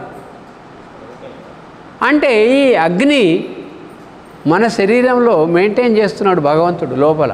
బయట అయితే అన్ని అవసరాలు తీర్చుకుంటే లోపల ఈ అగ్ని ఏం చేస్తున్నది? మన టెంపరేచర్, బాడీ టెంపరేచర్ మీకు తెలుసు, నేను మీకు తెలిసిన విషయమే చెప్తా. డెడ్ బాడీ చల్లబడుతుంది, టెంపరేచర్ బయటకు వెళ్ళిపోతుంది, చల్లగా అయిపోతుంది. అంటే ఈ మన వ్యక్తిత్వానికి కానీ మన ఉనికికి కానీ అగ్ని ఎలా తోడ్పడుతుంది అని అంటే మన చైతన్యంతో లింక్ ఏర్పడ్డది దానికి. అగ్ని వేడిమైతే ఉన్నది కానీ అగ్నికి సంబంధించిన తత్వం ఒకటి నేర్చుకోరా అని చెప్తున్నాడు గీతలో. అగ్నికి సంబంధించిన తత్వం ఏమిటి అని అంటే చిన్నగా చెప్తా, ఎక్కువ చెప్పా, మీరు దీన్ని ఎక్స్పాండ్ చేసుకోండి. ఇక్కడ చీకటి ఉండే, నేనేం చేసిన, లైట్ అన్న వేసిన, దీపం అన్న ముట్టించిన, ఏమైంది? చీకటి పోయింది. సింపుల్ లాజిక్ ఒకటి. తర్వాత ఇప్పుడు ఈ దీపం ఇక్కడ ముట్టించిన నేను, ఇక్కడ ఈ రూమ్లో నేను ఈశాన్యం దిక్కు పోను, నైరుతి దిక్కు పోతా, ఉత్తరం దిక్కు పోను, దక్షిణం దిక్కు పోతా అని దీపం అన్నది. అన్ని దిక్కులో పోతుంది, దానికి పక్షపాతం లేదు. మనకుంటుంది. వాడట్లా, వాడు మంచివాడు, వీడు దుర్మార్గుడు. దీపంతో నేర్చుకునేది అది, పక్షపాతం లేకుండా ఉండటం, పార్షియాలిటీ, బయాస్డ్ నేచర్ అంటారు అనుకుంటాం. పార్షియాలిటీ ఎవరి మీద ఎవరికైతే ఉంటుందో దీపతత్వం పోయినట్టే. ఎవరైతే పక్షపాతం చూపిస్తారో, ఆశ్రిత బంధుత్వం అని అంటారు కూడా, చూయిస్తారో వాళ్ళలో మనశ్చాంచల్యం ఉంటుందా? మనసు ప్రశాంతంగా ఉంటుందా? పక్షపాతం చూపించే మనిషికి సింపుల్గా మనశ్శాంతి పోతుంది కదండి. ఇష్టాల ద్వంద్వం అని నేను చెప్పిన, ఇష్టమైనోడు మన దగ్గరనే ఉండాలి, ఇష్టం కానివాడు మన నుంచి దూరం పోవాలి అని అనుకుంటే భగవంతుడు రివర్స్ చేస్తాడు. ఇష్టం కానివాడు 24 hours మన కళ్ళ ముందర తిరుగుతాడు, ఇష్టమైనవాడు పోయి అమెరికాలో, సింగపూర్లోనో ఉంటాడు. సో దీనివల్ల మనస్సు చంచలమైనట్టే కదా, అంటే స్థితప్రజ్ఞతకు దూరం ఉన్నట్టే కదా, బ్రహ్మజ్ఞానానికి దూరం ఉన్నట్టే. ఇది వేరే అర్థం లేదు, దీంట్లో వేరే అర్థాలు ఏముండవు. Simple logic. డైలీ లైఫ్లో బ్రహ్మజ్ఞానాన్ని అనుభవించే పద్ధతి నేర్చుకుంటున్నాం. విజ్డమ్ అంట నేను, అప్లికేషన్ ఆఫ్ ద నాలెడ్జ్, జ్ఞానము యొక్క వినియోగం, విజ్ఞానం. అది జ్ఞానం యొక్క వినియోగం, విజ్ఞానం. అందుకే దీన్ని విజ్ఞాన యోగం అన్నాడు. లేకపోతే జ్ఞానయోగం ఆల్రెడీ చెప్పిన తర్వాత మళ్ళీ దీనికి విజ్ఞాన యోగం అని పేరు పెట్టాల్సిన అవసరం ఏముందండి? It is the practical knowledge. ఇప్పుడు ఇంకో రహస్యం ఉంది అగ్నిలో. ఇప్పుడు అగ్ని వెలిగిస్తే అన్ని దిక్కులో పోతుంది, దానికి పక్షపాతం లేదు, అందరినీ సమానంగా చూడటమే సమత్వం యోగ ఉచ్యతే. ఫస్ట్ సమత్వంగా ఉండటం ఎలాగో ఒకటి చెప్తుంది, ప్లస్ ఇంకొకటి చెప్తుంది. అందులో మీరు అగ్గిపుల్ల గీకి ఇలా చూయిస్తే ఇట్లా దింపితే అట్లా దింపితే ఎట్లా దింపినా కానీ అది పైకే చూస్తుంది. మీరు ఎట్లన్నా దింపని, ఇట్లా దింపని అట్లా దింపని అది పైకే చూస్తుంది. అంటే ఒక్క దిక్కే చూస్తుంది. పైకి ఏమింది? భగవంతుడు మనకు కనబడు కాబట్టి అంతా వాణిదయ అంటాం. అంతా వాణిదయ అని ఎవరన్నారు? ఎందుకు? కనబడు కాబట్టి కనబడిన ఆకాశంలోకి దోషేస్తాం. ఆయన అంతటి ఉంటాడు. అంటే ఇక్కడ నేర్చుకునేది ఏమిటి అని అంటే సర్వవ్యాపకుడైన భగవంతుని మీద మనము ఎట్లన్నా తిరగని, మైండ్ ఎట్లన్నా తిరగని, ఎన్ని కష్టాలన్నారా అని ఈ మనస్సు ఏ కష్టం వచ్చినా చిన్నగా భగవంతుడిని స్మరిస్తే అంటే నువ్వు ఏ కష్టమన్నా రాని, నిద్రపోయేటప్పుడు ఎట్లా చేస్తామంటే నిద్రపోయే ముందర భగవన్నామం చేసి లేచినాక భగవన్నామం చేస్తే నిద్రలో 8 గంటలు భగవన్నామం చేసిన ఫలితం ఇస్తా నేను అన్నాడు.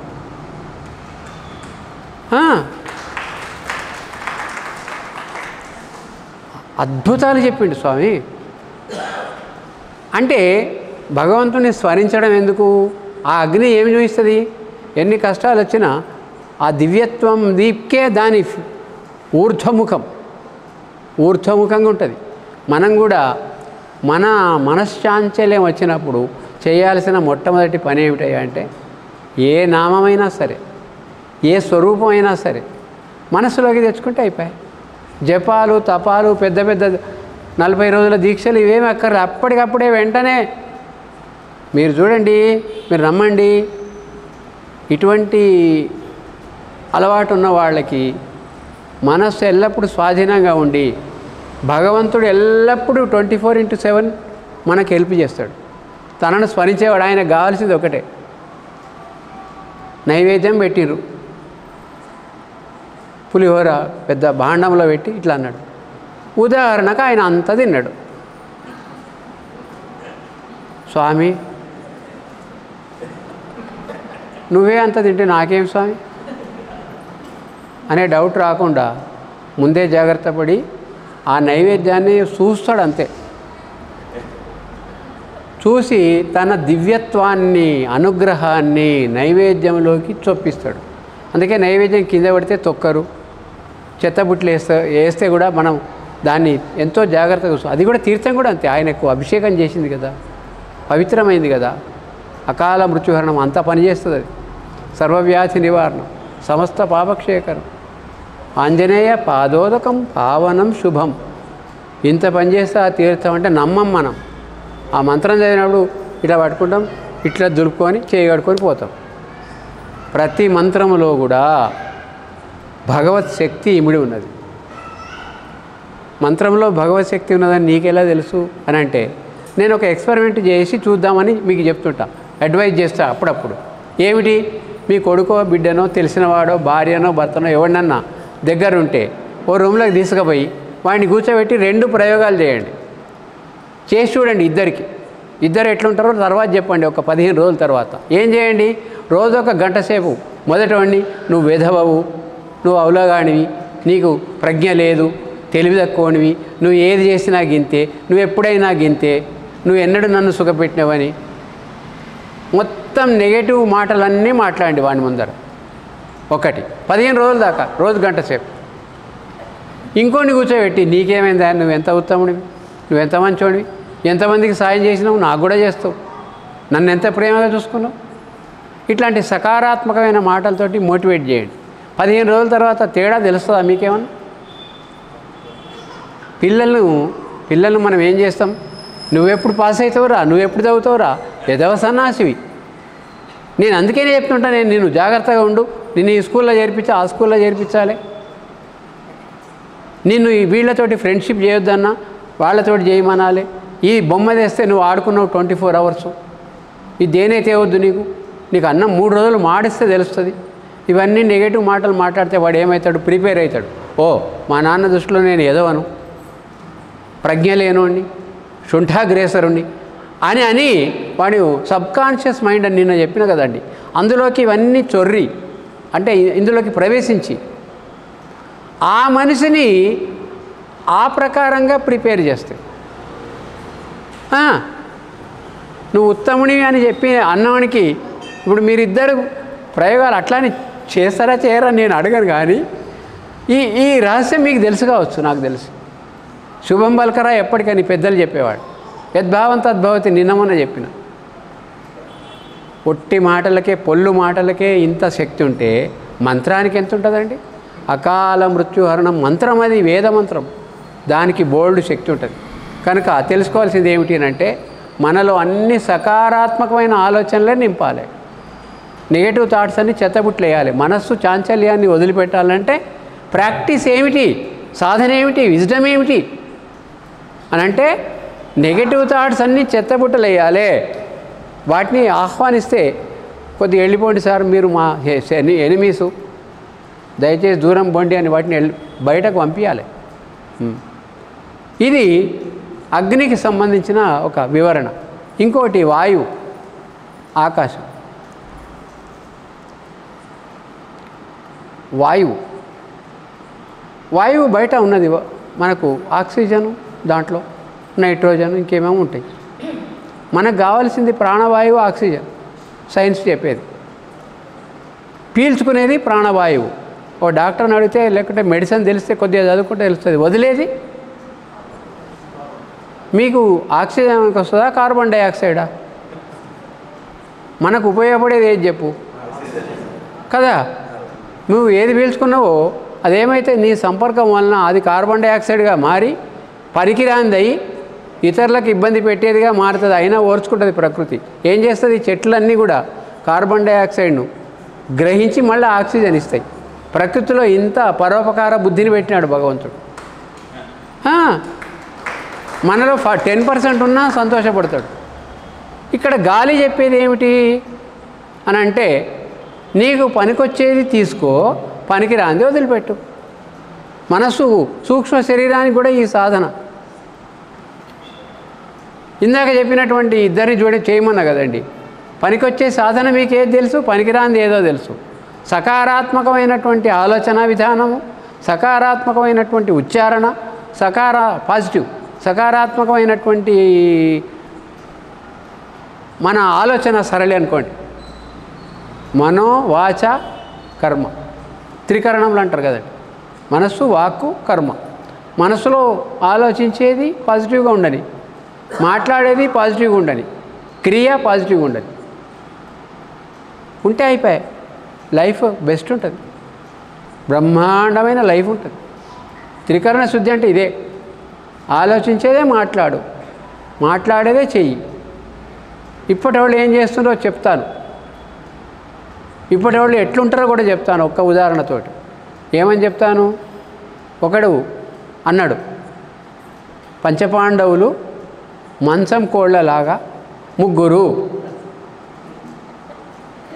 పంచపాండవులు మంచం కోళ్ళలాగా ముగ్గురు, చూయించింది మాత్రం 2 అన్నది. పంచపాండవులు ఎంతమంది అని చెప్తున్నాడు ఆయన? మంచం కోళ్ళలాగానే అబద్ధం. 5గురిని పట్టుకొని 4 అంటున్నాడు. మంచం కోళ్ళలాగా అని, అది మంచం కోళ్ళు కూడా 4 చెప్తలేడు, ముగ్గురు. అక్కడ ఒక అబద్ధం. చూయించింది ముగ్గురు కాదు. ఇది త్రికరణ శుద్ధి లేకపోవడం వలన మనశ్చాంచల్యానికి ప్రధానమైన కారణం. ఆలోచించేదొకటి, చెప్పేదొకటి, చేసేదొకటి. ఈ మూడింటికి తేడా ఉంది. ఇది విజ్డమ్లో మనం నేర్చుకోవాల్సిన practice of the knowledge is wisdom. విజ్ఞానయోగం. ఇప్పుడు జ్ఞానయోగం నేను కాస్త చెప్పిన. మనము స్థితప్రజ్ఞులం కావాలి, భగవంతునికి ప్రీతికరంగా ఉండాలి అంటే ఏం కావాలి? స్థితప్రజ్ఞులం కావాలి. స్థితప్రజ్ఞులైతే మనకు భగవంతుడు ఏ సమయంలోనైనా మనకు సహాయపడతాడు. మన జీవిత ఆధ్యాత్మిక లక్ష్యం అది. ఇంకొకటి చిట్ట చివరిది చెప్తా. ఈ రోజుకు ఒక అధ్యాయము, ఇంకొకటి మిగిలి ఉంటుంది, రేపు కవర్ చేసే ప్రయత్నం చేస్తా. ఇంకొక 5 నుంచి 10 నిమిషాలలో ఒక అంశం చెప్పి ముగిస్తాం. ఇంకొకటి మిగిలింది పంచభూతాలలో. ఏదది? ఆకాశం, స్కై. అచ్చా, ఆకాశము బయట ఉన్నది. ఓకే, మన శరీరంలో కూడా ఉంది. నేను చెప్తా ఎట్లా. మన లోపల ఆర్గాన్స్ ఉన్నాయి కదా, గుండె, ఊపిరితిత్తులు వగైరా వగైరా, వాటి మధ్యన ఖాళీ స్థలం ఉంటుంది. అదే ఆకాశం. ఇప్పుడు నీకు నాకు మధ్యలో ఉంది ఖాళీ స్థలం, ఆకాశమే. సో ఈ ప్రకృతి అంతా కూడా ఇండ్లు వగైరా వగైరా అన్నీ కూడా శూన్యమైన ఆకాశంలో ఉన్నాయి. మన లోపల కూడా ఉంటుంది అది ఆకాశం. మన లోపల ఎక్కువ తక్కువ అయితే కూడా ఇప్పుడు ఎక్స్రే వచ్చేది ఆకాశం వల్లనే. ఆకాశం యొక్క ఉనికి మన శరీరంలో ఉండటం వల్లనే ఎక్స్రే కనుక్కున్నాడు సైంటిస్ట్. సో ఖాళీ లేకపోతే మనకంతా ఒక గడ్డ అయిన ఉందనుకో, ఇక్కడ ఎక్స్రే తీస్తే ఏమవుతుంది? అది బ్లాక్ అయిపోతుంది. అది మనకు క్లియర్గా కనబడుతుంది. ఎంతవరకు దాకా ఎక్స్రే బ్లాక్ అయిందో అది కనబడుతుంది. అదే ఎక్స్రే ప్రయోజనం. కాబట్టి ఖాళీ మన లోపల ఉంది. ఖాళీ మన లోపల ఉండాలి అంటే ఈ మైండ్లో కూడా ఫస్ట్ ఎగ్జాంపుల్ ఖాళీ ఉండాలి. మైండ్ని ఖాళీ చేయాలి. Vacate your mind. But we are filling with so many things in the mind. ఇప్పుడు మనకు చిల్ల ఇల్లు కట్టుకున్నాం అనుకోండి, ఓ 2 వస్తువులు 3 వస్తువులు 10 వస్తువుల దాకా బాగుంటాయి. 50-60 వస్తువులు పెద్ద పెద్ద మంచాలు, డబ్బాలు, అవి ఇవి బోళ్ళు, పాత్రలు పెట్టినామనుకో మనం ఉండటానికి స్థలం ఉండదు. సో ఆ ఇల్లు ఏమైనా శోభాయమానంగా ఉంటుందా? మనకు ఉండటానికి యోగ్యంగా ఉంటుందా? ఇదే ఇల్లు అనేక ఆలోచనల పరంపరను ఇంట్లో ఎట్లయితే అడ్డదిడ్డంగా పేర్చుకుంటున్నామో ఈ ఇంటిని కూడా ఓవర్లోడ్ చేస్తుంది ఈ మైండ్ను. మీరు యోగా కొంతమంది పోతారు ఇక్కడ, ఫస్ట్ మైండ్ని ఖాళీ చేయ, ఆలోచనలు పక్కన పెట్టి అంటాడు. ఫస్ట్ యోగాలో అదే సూత్రం. కొద్దిసేపు పక్కనే పెడతా, మళ్ళీ బయటకు పోగానే come on my dear, you should fill my mind and dilute my intelligence and spoil my life అని ఆహ్వానిస్తాం మనం. ఆ వెకేట్ చేసింది అట్లే ఉంచితే బెటర్. అదొకటి ఆకాశతత్వం మనలో ఉండాల్సినటువంటి విధానం ఒకటైతే, రెండోది మనం ఈ ఆకాశం ఇక్కడి నుంచి అక్కడ, అక్కడి నుంచి ఇక్కడ, ఇక్కడి నుంచి అక్కడ అంతటా వ్యాపిస్తున్నది కదండి. ఆకాశం అనేది దేనికి ప్రతీక అని చెప్పానంటే భగవతత్వానికి ప్రతీక ఆకాశం అనేది. అదెట్లా చెప్తావు? విష్ణువు అంతటా నిండి ఉంటాడు. భగవంతుడు అనేవాడు అంతటా ఉంటాడు.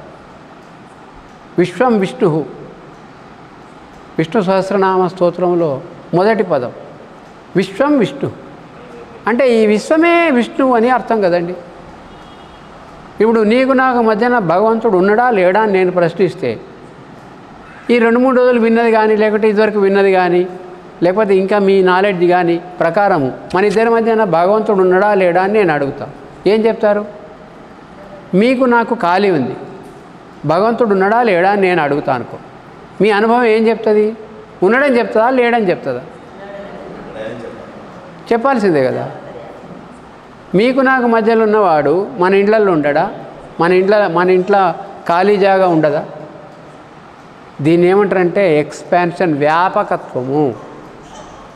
విష్ణువు అంతటా ఉంటాడనే వ్యాపకత్వము ఆకాశతత్వానికి ఉంటుంది కదా. విష్ణు తత్వం అంటే ఏంది? విష్ణువు శాంతాకారం భుజగశయనం పద్మనాభం సురేశం. విష్ణువు అంటే శాంత పురుషుడు. మీకు రేపు విష్ణువు గురించి చెప్తా, బ్రహ్మ గురించి చెప్తా, రుద్రుని గురించి చెప్తా, వాళ్ళ భార్యలు ఏం చేస్తారో చెప్తా.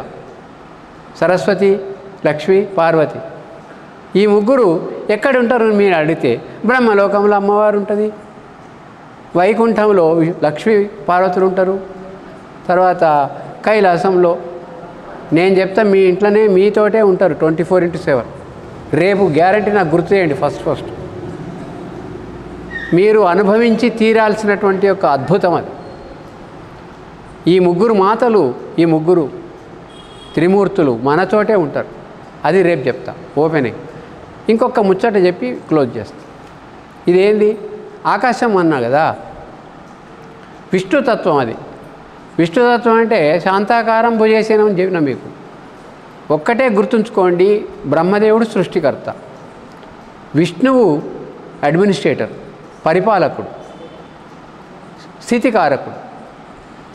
సరే, ఆయన రుద్రుడు లయకారకుడు. ఇప్పుడు పుట్టుక బ్రహ్మతోటి జరిగింది, చావు శివునితోటి జరుగుతుంది. డేట్ ఆఫ్ బర్త్ తీసుకోండి, డేట్ ఆఫ్ డెత్ తీసుకోండి అంటే తెలియదు మనకు, ఏదో ఒక నాడు అనుకుందాం. ఈ బర్త్కు డెత్కు మధ్యన ఎన్ని రోజులైతే మనం జీవిస్తున్నామో దానికి బాస్ ఎవరు? Who is real boss? విష్ణువే కదండి, పరిపాలకుడు ఆయన్నే కదా. కాబట్టి ఆయన ఒక మేలు చేసిండు మనకి. ఏమిటంటే మనకి ఏది కావాలనో అది మనం పుట్టకముందే ఇచ్చిండు. ఇదో గమ్మత్తు. ఎందుకు తెలుసా? విష్ణువు కొడుకు బ్రహ్మదేవుడు పుట్టించేవాడు, విష్ణువేమో పరిపాలకుడు. అంటే శిశువు పుట్టకముందే ఆవు యొక్క పొదుగులో పాలను ఏర్పాటు చేసిండు. పుట్టుక అనేది బ్రహ్మది, తర్వాత వస్తుంది. కానీ నిజం పుట్టుక మొదలు రావాలి కదా. ఇదే పరిపాలన యొక్క సీక్రెట్, అడ్మినిస్ట్రేషన్ యొక్క సీక్రెట్. అంటే మనకి ఏదేది అవసరమో మనకు అన్నీ ముందే సిద్ధం చేసి పెట్టిండు. ఒక శిశువు పుట్టిందంటే మనం ఎన్ని కష్టాలు పడతాం చెప్పండి. తొట్లే తెస్తాము, వాడికి పడుకోవడానికి దోమలు రాకుండా దోమతేర కొంచెం తెస్తామా? ఇది ఒక రకమైన పరిపాలనా తత్వం. మీ పరిపాలన అంటే అడ్మినిస్ట్రేషను అంటే స్థితి, జీవన విధానం సజావుగా సాగాలంటే ఫస్ట్ ఎలిజిబిలిటీ శాంతం. శాంతాకారం అని అందుకే అన్నట్టు. ఇప్పుడు మన ఇళ్ళల్లో కోపిష్టోళ్ళని ఎక్కువ ఇష్టపడతారా, శాంతంగా ఉన్నోళ్ళనా? ఓ తల్లికి విపరీతమైన కోపం ఉంది, కొడుకు మీద కోపం ప్రదర్శించింది, వాళ్ళని కూరగాయలు లేరా అంటే తెస్తాడా వాడు? అంటే అడ్మినిస్ట్రేషన్ లోపం అయినట్టే కదా, ఇబ్బందికరంగా పరిణమించినట్టే కదా. అంటే శాంతం లేకపోవడం వల్ల మన పరిపాలన, మన సంసారం సజావుగా సాగదు. అవును. కాబట్టి ఫస్ట్ ఎలిజిబిలిటీ ఏం కావాలి? శాంతం కావాలి మనకు. మన ఇద్దరి మధ్యన భగవంతుడు అనే విష్ణువు పరిపాలకుడు ఉన్నాడు అంటే మనకుండే బెస్ట్ ఎలిజిబిలిటీ మన సంసారం సజావుగా సాగాలి, సుఖంగా సాగాలి, ఆరోగ్యం బాగుండాలి, సంపద కలగాలి. సంపద ఎవరి దగ్గర ఉంటుంది? శాంతం ఉన్నవాడి దగ్గర. ఎవరు? విష్ణువు. సంపద కూడా వస్తుంది శాంతం ఉన్నవాళ్ళు ఇంట్లో. కోపతాపాలుండి ఎప్పటికీ నిష్ఠూరాలు బలికి కొట్లాడుకొని అనేక ఆందోళనలు ఉన్న ఇంట్లో లక్ష్మి నిలవదు. కాబట్టి శాంతం అనేది ప్రాక్టీస్లో నాలెడ్జి తెలుసుకున్నాం. శాంతం ఉంటే బాగుంటుంది. మరి జీవితంలో ఒకటి తెచ్చుకోవాలి. ఇంకొకటి చెప్పి లాస్ట్ ముచ్చట చెప్తా.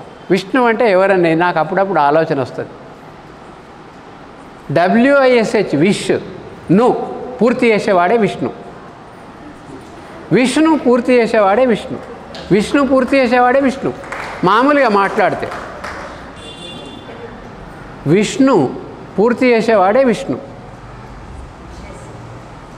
మనకు విష్ ఉంటుంది బతుకున్నందుకు. ఎవరు వాళ్ళు? కల్పవృక్షం భగవంతుడు. ఆయన పరిపాలన సజావుగా సాగుతుందంటే ఎందుకు తెలుసా అండి? మనం ఏది కోరితే అది ఇస్తాడు మనకు. ఇస్తున్నాడా లేదా? ఇప్పుడు ఆకలి అవుతుంది, అన్నం ఇచ్చిండా లేదా? పండించింది వాడే. ఔషధుల రూపంలో, బియ్యం రూపంలో. పరిపాలకునికే ఈ సబ్జెక్ట్ అంత ఉంటుంది. కాబట్టి చిట్ట చివరిగా మన విష్ణులను మనకు విష్ణులు ఉంటాయి కాబట్టి పూర్తి చేయడు ఆయన. ఆయన పేరు విష్ణు కాదు, విష్ణును కాదు, విష్ణు ఒకటే విష్ణు. ఏదది? ఒకటి స్పిరిచువల్ విష్ణు, రెండోది లౌకికమైన విష్ణు. అది ఏదో నిర్ణయం చేసుకోండి మీరు రేపు వచ్చేవారు. ఆ విష్ణు పూర్తి చేయమని విష్ణువుని ప్రార్థన చేస్తూ, ఇంకా ఒక అధ్యాయంలో ముఖ్యమైన సారాంశం ఉంది. అది వీలున్నంత వరకు రేపు చెప్తాను.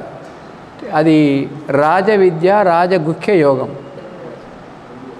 ఇప్పుడు ఒక్క ఇష్యూ ప్రతిపాదన చేసి క్లోజ్ చేస్తా. ఇప్పుడు పంచభూతాలు అయినాయి కదండి. ఒకటి స్టేట్మెంట్ ఇచ్చి దీన్ని రేపు వివరిస్తా. పంచభూతాలు అయినాయి కదా. మీకు లలితా సహస్రనామంలో అష్టమూర్తి రజాజైత్రాలోక యాత్రాభిధాయిని అని చెప్పినారు. అంటే అమ్మవారిని అష్టమూర్తులుగా చెప్పినారు. 8 మూర్తులుగా ఉంటుంది అమ్మవారు. శివపురాణంలో కూడా శివునికి అష్టమూర్తులని ఉంటాయి. భగవంతుడు ఎవరైనా ఈ భూమండలం మీద 8 మూర్తులుగా ఉంటారు. ఇవాళ 5 మూర్తులని తెలుసుకున్నాం. పృథివీ, ఆపస్, తేజో, వాయువు, ఆకాశం. భూమి, నీరు, అగ్ని, వాయువు, ఆకాశం. రేపు 3 మొదలు పెడతా. ఆ 3 ఏవి? 5 + 3. మీకు తెలుసా ఆ 3 ఏంటియో? అష్టమూర్తులలో 3 ఏంటియో తెలిస్తే చెప్పండి, లేకుంటే నేను చెప్పి ముగిస్తాను. ఒకటి సూర్యుడు, ఆత్మస్వరూపుడు మనలో. 2 చంద్రుడు, మనలో మనస్వరూపుడు, మనస్సు ఉన్నదా లేదా? మనస్సు చంద్రుడు. తర్వాత జీవాత్మ మనమే. ఈ 3 స్వరూపాలు నేనే అన్నాడు. అష్టమూర్తులు నేనే అన్నాడు. భగవంతుడు నేనే అన్నాడు. 5 మూర్తులు చెప్పిన. ఇప్పుడు 5 మూర్తులు మనలో ఉన్నాయా లేవా చెప్పండి? ఇప్పుడు భూతత్వం ఉందా లేదా? మీరు లేదన్నా ఉన్నదన్నా సైన్స్ ఉన్నదని చెప్తుంది. ఏమన్నా ఎక్కువ తక్కువ అయితే మళ్ళీ వాడి దగ్గరికి, ఎవడు సైన్స్ చెప్పిండో వాడి దగ్గరికే పోవాలి మెడిసిన్ వేసుకోవడానికి. మెడిసిన్లోనే సిన్ అనే పదం ఉంది. పాపం చేస్తేనే రోగం వస్తుంది. సిన్, క్రోసిన్, అందులో సిన్ ఉంది. టెర్రామైసిన్ టెట్రామైసిన్ పాపానికే రోగం వస్తుంది. పూర్వజన్మ కృతం పాపం వ్యాధి రూపేణ పీడిత. కోవాక్సిన్ ఆ పాపానికే మనకు ఫలాని రోగాలు వచ్చినాయి. ఒక్క కోవిడ్లో తప్ప మిగిలిన అన్ని చోట్ల పాజిటివిటీ ఉండాలి మనకు. అది ముగింపు సమావేశం. కోవిడ్ పాజిటివ్ ఉంటే మళ్ళీ మనం ఏమైతే లైఫ్ స్పాయిల్ అయిపోతుంది. మిగిలిన అన్నిట్లల్లో మనకు కోవిడ్లో పాజిటివ్ రావాలన్నా నెగిటివ్ రావాలన్నా మీరు చెప్పాలి. టెస్ట్లో జీవితంలో మాత్రం నెగిటివ్ రావద్దు. నెగిటివ్ వస్తే ఇప్పటిదాకా చెప్పింది అంతా అదే. మనశ్చాంచల్యానికి నెగిటివిటీయే కారణం. సో దాన్ని వైరాగ్యం చేయమన్నా. నిన్న అభ్యాసం వైరాగ్యం, నెగటివిటీని వైరాగ్యం చేయమన్నా. అది రేపటి నుంచి చేస్తాం మనం. ఇదే ప్రాక్టీసు, ఇంకోటి లేదు. ఇది ప్రాక్టీస్కు అనుకూలంగా ఉందా లేదా చెప్పండి మీరు, చెప్పి ముగిద్దాం. ఇప్పుడు నేను చెప్పింది knowledge must be practised, then it is called as wisdom. జ్ఞానము అనేది మనము అనుభవాల్లోకి తెచ్చుకొని అనుభూతికి చెందిస్తే దాన్ని విజ్ఞానం అంటాడు ఈయన. విజ్ఞాన యోగం దాకా చెప్పిన. జై శ్రీరామ్.